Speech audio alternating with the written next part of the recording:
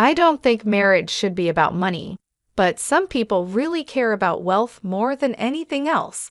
My sister-in-law, Laura, is one of those people. I never thought greed would become such a big issue over an inheritance after my brother, a well-respected surgeon, died. I'm Julia Roberts. I manage a jewelry store, and I'm happy being single at 35. However, I've been thinking about marriage since my boyfriend recently proposed. Our families are getting together tomorrow to celebrate our engagement, but I can feel tension brewing. My older brother Kyle, who is a well-known surgeon in Paris, has always looked out for me and taught me a lot because he's much older. He jokes about checking out my boyfriend as if he were my dad, which makes me laugh. But I can tell he's a bit worried. Kyle's marriage to Laura, a very beautiful woman with questionable morals, really shows the conflict between looks and true character. Despite their glamorous life, Laura's love for luxury puts a strain on our family relationships. Her need for expensive things often comes before her promises, leaving us let down and upset. At first, we overlooked Laura's behavior, thinking it was because of the pressure to look good. But as she started skipping more family events, our patience started to wear thin. Her decision to cancel on tomorrow's gathering at the last minute for tea at a fancy hotel is a perfect example of her selfishness. While we wouldn't mind her not being there, it's her lack of thought for others that really bothers me. I'm tired of always bending over backward to accommodate her every whim. I tried to talk to my brother about it, but his weakness for Laura stops any serious conversation. He just apologized for the inconvenience and tried to reassure me. He promised he would talk to her about her actions. "I'll be there tomorrow," he assured me, convincing me to drop the issue for now. What bothers me the most isn't just Laura's selfishness, but also how she gets my busy brother to say sorry for her and do her tasks, even though she doesn't work and could handle them herself. Despite being at home full-time, Laura doesn't do housework. She hires cleaners and prefers to eat out. Her days are filled with shopping for brand-name items, leaving little time for real responsibilities. The next day, our family meeting went well, and my boyfriend won everyone over. It was a nice gathering, although it didn't last long. That evening, just as I was relaxing, Laura called out of the blue and started yelling. She demanded scones and macarons and scolded me for neglecting her. Confused, I tried to talk to her calmly, but she kept shouting. Despite my efforts to explain, Laura kept demanding, paying no attention to reason.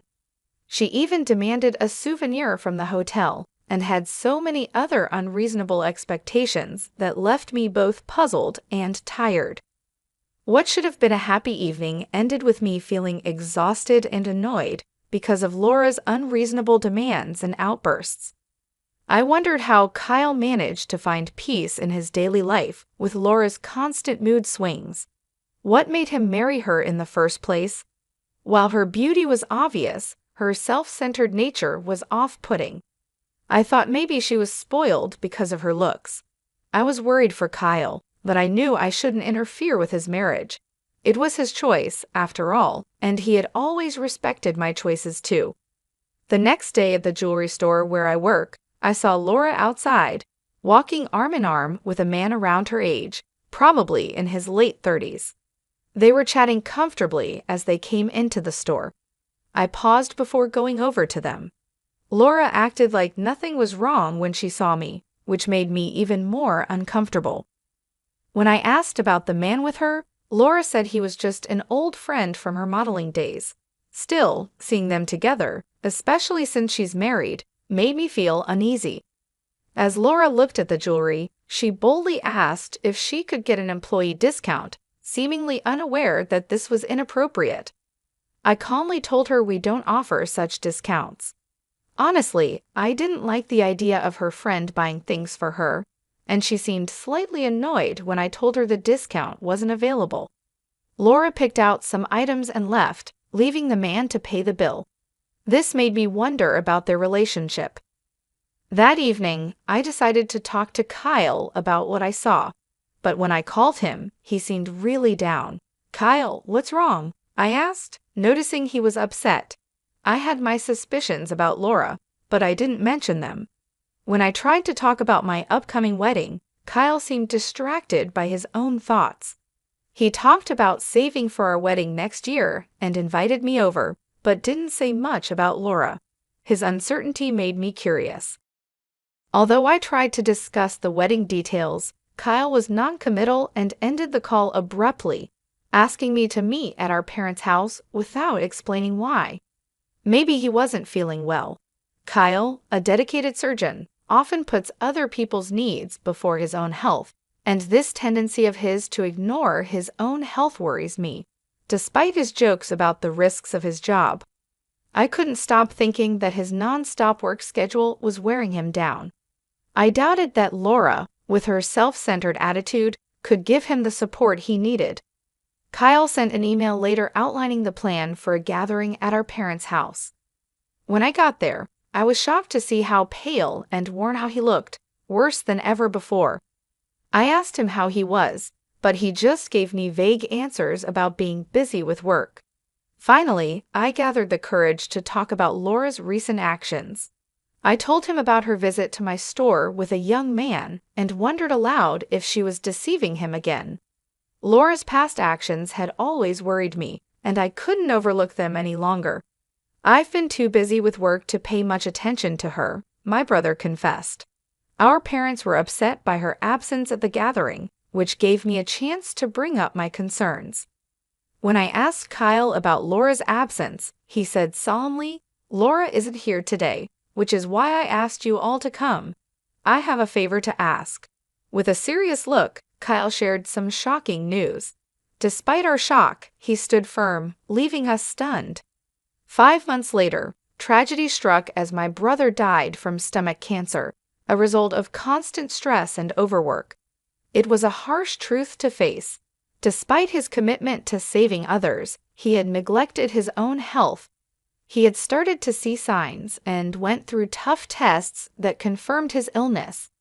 We wished he had told us sooner.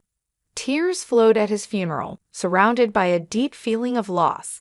I remembered all the ways Kyle had supported me during my early challenges. His death before he even turned 20 left us overwhelmed with grief. Yet during our mourning, Laura's actions were glaringly obvious. She wore a flashy necklace to the funeral, a gift from another man, showing no respect for the solemn occasion. Her insensitive behavior was unbearable. Overcome with anger, I confronted her. "Why are you wearing that?" I asked, my voice shaking. "Don't you realize how much my brother cared for you?" Laura just smiled, seemingly untouched by the seriousness of the situation. "I know," she replied carelessly. "It's just how the world works. If you're so unhappy, why did you marry me?" Her harsh words really hurt, and I had to hold back my anger in front of my brother, our parents, and the others. It was clear that Laura didn't care about my brother's memory at all. Her selfish behavior and her careless talk about their marriage and waiting for her inheritance made me furious. Before I knew it, I almost slapped her, but a man by her side caught my hand. He then introduced himself as a nurse who had worked with Kyle and was here to look after me at Kyle's request. I was confused and trying to understand everything going on. Despite the sadness of the funeral, hearing the laughter of the nurses and doctors, who were Kyle's colleagues, brought me a moment of comfort amidst the chaos. I turned to the nurse who had stopped me during the laughter for some clarity. His reply was straightforward. "Did the doctor leave any inheritance behind? Your family should know." His words hit home. I knew very well that my brother hadn't left any inheritance. But Laura, not knowing this, became hysterical. She started accusing us of plotting against her to take the money for ourselves. She was sure she would soon get a large sum of money. As Laura's accusations grew louder, the nurse's amusement turned into full laughter. Seeing things getting out of hand, my dad stepped in, calm but assertive. "Do you really not know?" he asked her. Eager for answers, Laura demanded to know what was going on. I obliged, sharing the details of my brother's financial arrangements during his lifetime. He had set aside €20 million specifically for my wedding and had other generous gifts planned as well. As this reality dawned on Laura, her expression changed dramatically from shock to pale disbelief. My brother, although highly respected for his medical expertise, was known for his lavish spending habits. He indulged in extravagant parties, exclusive dinners, and luxurious accommodations as a way to relieve the stress from his demanding career and family responsibilities. Despite his intent to share these joys with Laura, she was notably absent during both his challenging and celebratory moments. It was not Laura who stood by him during tough times. Instead, it was his colleagues and friends, the very people who were now gathered to pay their respects, who supported him. The nurses, whose laughter had earlier filled the room, began to share poignant memories of my brother's acts of kindness and generosity. They recounted how, despite his hectic schedule, he always made time to look after them, hosting gatherings that left a lasting impression. Their stories deepened their admiration for him, inspiring them to strive harder in their own careers. As they spoke, they revealed another significant act of kindness from my brother: the donation of the remainder of his estate to the hospital. Representatives from the hospital were present and expressed their gratitude for his contribution, which would help alleviate their annual struggles with research funding and improve future medical care. Witnessing the extent of my brother's compassion towards others, I couldn't help but feel a pang of disappointment towards Laura. While he had impacted so many lives in such positive ways, Laura, who should have been his closest companion, displayed nothing but selfishness and greed. Months later, Laura contacted me, her tone as demanding as ever, eager to secure what she believed was her rightful inheritance. However, her careless management of the estate affairs revealed a shocking truth. Despite my brother's considerable earnings, his assets were nearly depleted. In her pursuit of the mansion and other properties, Laura had overlooked the fact that Kyle had accumulated significant debts. This oversight left her with only a fraction of what she had anticipated. Her pleas for help were met with no sympathy, as her earlier behavior had alienated those who might have otherwise been inclined to assist her. I made it clear to Laura that with Kyle's passing, the family ties that loosely bound us had effectively dissolved. Her behavior throughout had spoken louder than any words could, revealing her true motives despite her claims of affection for my brother. "I could potentially help you out of this trouble," I told her, "but how can you expect that after you've been so blatantly selfish?" My voice was tinged with disbelief and disappointment as I spoke. Laura's response was fraught with impatience, a stark contrast to the composed facade she usually maintained. She was grappling with the new and harsh reality of inheriting not only the mansion, but also the substantial debts that came with it. I reminded her, somewhat coldly, that inheriting meant taking responsibility for both assets and liabilities. I even pointed out that she had the option to renounce the inheritance within 5 months of being informed. The suggestion that she might sell the luxury items she had amassed over the years to cover the debts only elicited a flood of tears and desperate pleas for forgiveness. Despite her remorse, or perhaps because of the insincerity I felt underlined it, I found myself unable to offer any consolation. The conversation ended with a heavy heart on my part, as I was unable to reconcile her past actions with the cherished memory of my brother. Following Kyle's death, the plans for my wedding had to be postponed by a year. During this challenging period, the cloud of depression lingered over me, a stark reminder of the loss and betrayal I had experienced. Recognizing my distress, my husband and his family extended their heartfelt understanding and support. Their compassion was a beacon of light during a time darkened by loss and disappointment. Determined not to let the memory of my late brother down, I vowed to live a life of gratitude, channeling my energies into supporting and acknowledging those who had stood by me through thick and thin. When the wedding finally took place, it was not just a celebration of union, but also a tribute to Kyle's lasting impact on those around him. His popularity and the respect he commanded among his colleagues became poignantly evident as many of them visited his grave to pay their respects. They shared stories of his generosity and kindness, especially towards his coworkers, further cementing his legacy as a man who had genuinely cared for others beyond the confines of family and personal gain. Through these reflections and tributes, the wedding became a dual ceremony of love and remembrance, intertwining my new beginning with the honoring of a life that, while tragically cut short, had profoundly touched many. This convergence of joy and sorrow underscored the complexities of life and the enduring influence of genuine connections forged in both joyous and challenging times. I was always concerned that my brother's generosity might make him vulnerable to those looking to exploit his kind nature. However, the overwhelming support from friends and colleagues after his passing reassured me that his goodwill had been genuinely appreciated, not taken advantage of. Meanwhile, news about Laura's decline began to circulate within the jewelry industry and among our social circles. Known for her lavish lifestyle and a series of questionable relationships, she painted a stark contrast to my brother's legacy of generosity and integrity. Laura, who had once lived in luxury, was now forced to sell her opulent mansion due to her unsustainable spending habits and the mountain of debt she had accumulated over the years. Now, she found herself living in modest accommodations, a far cry from the grandeur she was accustomed to.